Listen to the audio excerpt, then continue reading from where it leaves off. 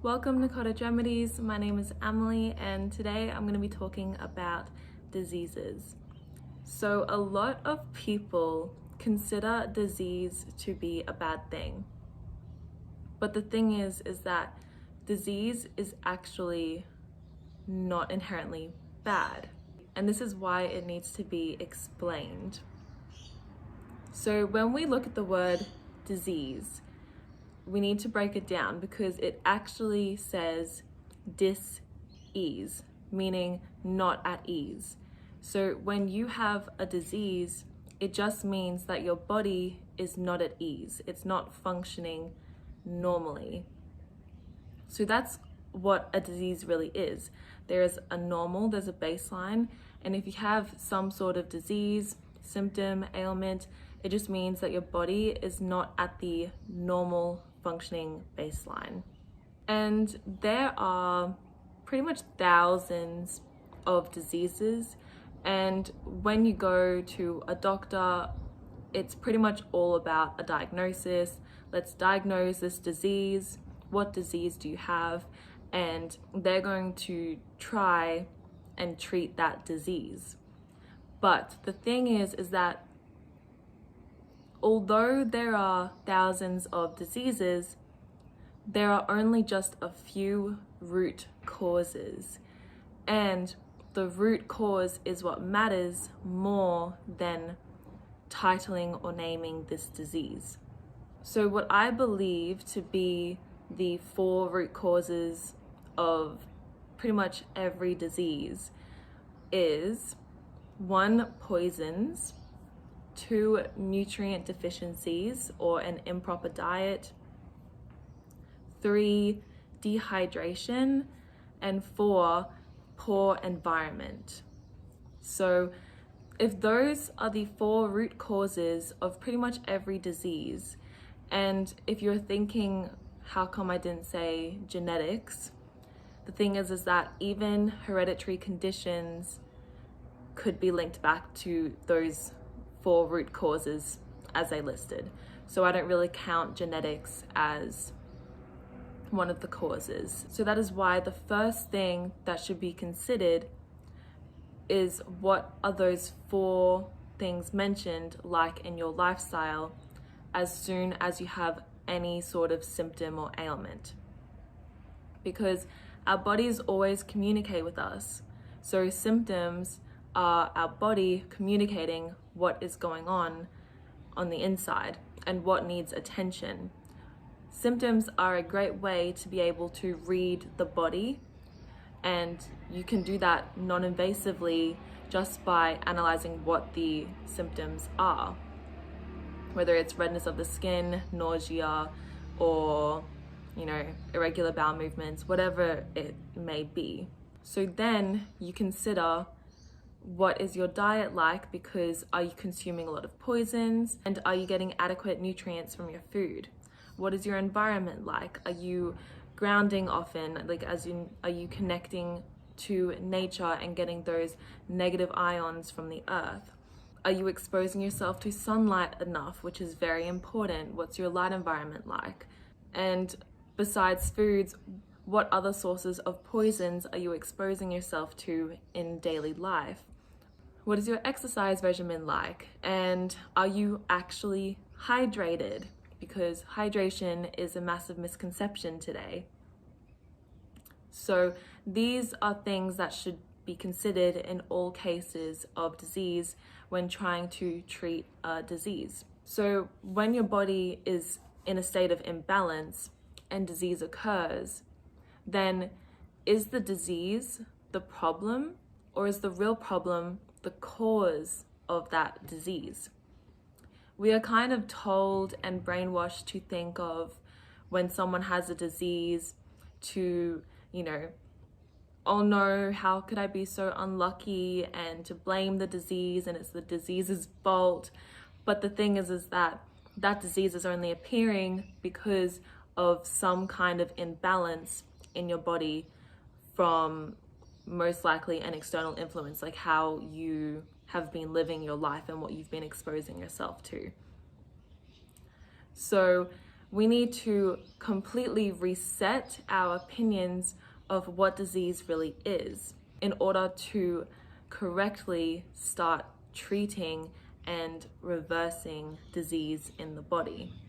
So when you have a symptom, for example, a headache, that means your body is communicating to you that something's not right in your body. There are certain symptoms that can be due to detox, which would most likely be short-term symptoms.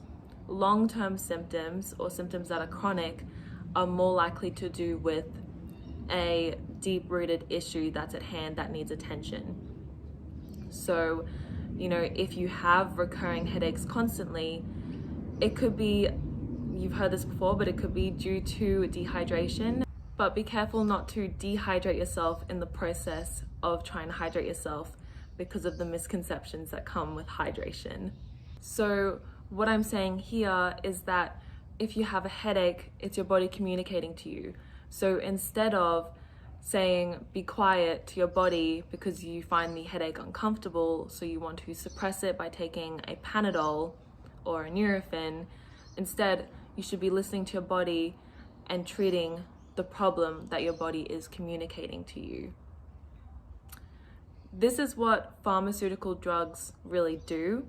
They only suppress symptoms. They don't actually treat the root cause. They are like band-aids to cover up the communication coming from your body. So antibiotics is a very, very commonly prescribed pharmaceutical, and antibiotics actually suppresses inflammation. And inflammation isn't bad, it's only there because of something bad that caused the problem for the inflammation to start showing up. So the inflammation is actually your body healing itself. Every symptom is just your body healing itself, because your body never attacks itself, your body never wants to hurt itself, and so it's always going to be trying to seek homeostasis and to constantly repair itself.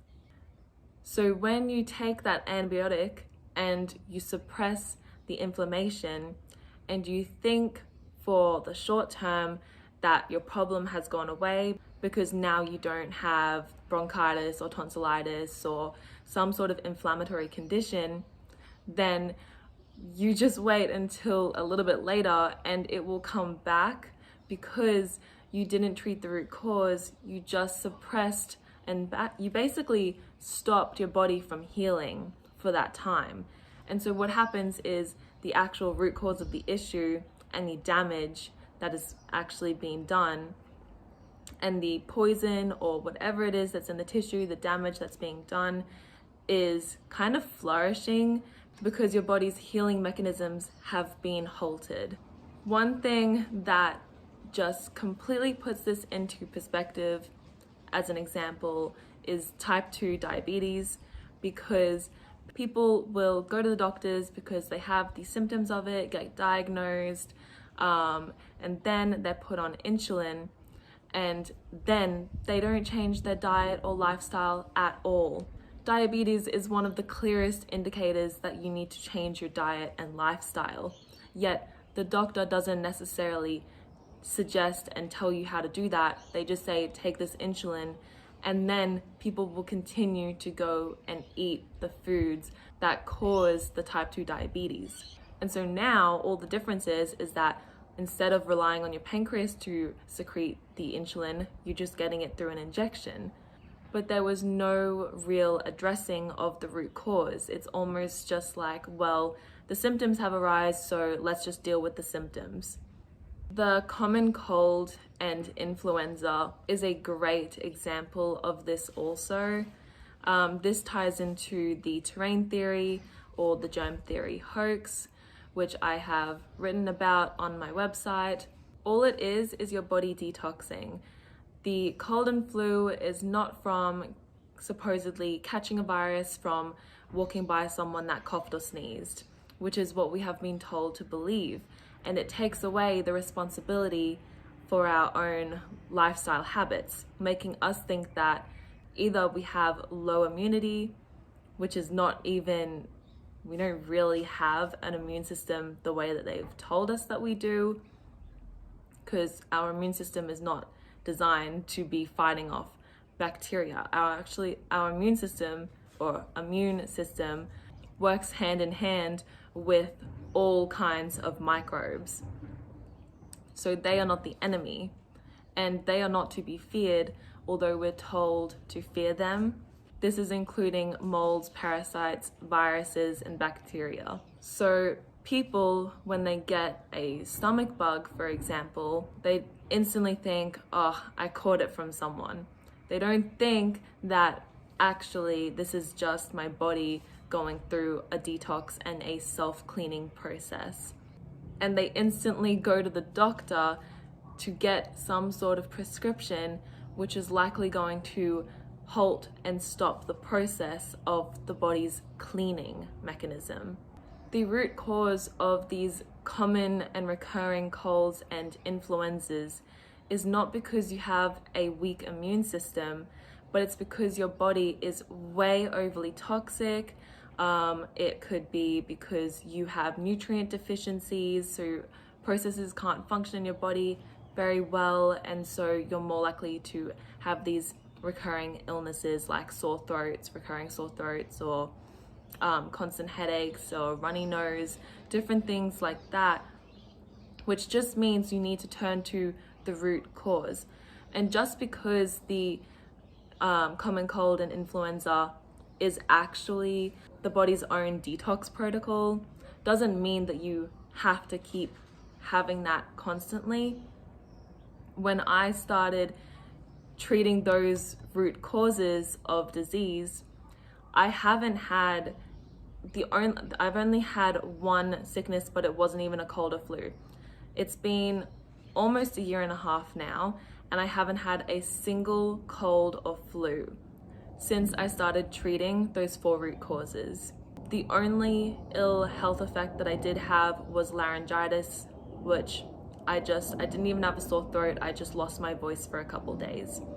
And that is because I simply just started detoxing. So instead of my body forcing the detox, I actually went through and did a couple detox protocols, because I realized that over the years, from poor diet habits and all the rest, like lots of perfume or cosmetics, I was actually really piling up the toxins and exposing myself to way too many toxins. And that is one of the root causes of disease. So to help heal the diseases that I had, I decided to do some detox protocols, and I did a number of different ones. So likely the reason that I haven't had a cold or flu is not because all of a sudden I'm toxin free, but it's because I started taking action on helping my body slowly release toxins with the aiding of the tools that I use to do so, and also through healthy diet. Even hydration and having adequate iodine in your body will help your body naturally detox. So that was what allowed me to no longer need to have these kind of forced detoxes all at once when you have a really bad cold or flu. So that is the way that we should be looking at disease, at colds and flus, and stop looking at it as something bad, something to be fought or to blame for your pain, because the disease is your body's way of healing, it's your body's way of protecting itself, and all your body wants to do is find that optimal standard ground that it was designed to be in, of everything functioning and working properly. So start to analyze those 4 root causes in your own lifestyle. How may they be affecting you, or if you suffer from a certain symptom or ailment? This can be quite a foreign or controversial topic for a lot of people. It is deeply ingrained in our mind to blame the disease for your pain instead of taking the responsibility for your own life. If you have any questions about anything I've just said in this video, then please do not hesitate to contact me. You can do so via my email, which is on the contact me page of my website. So anyways, thank you for listening, and I will see you in my next video.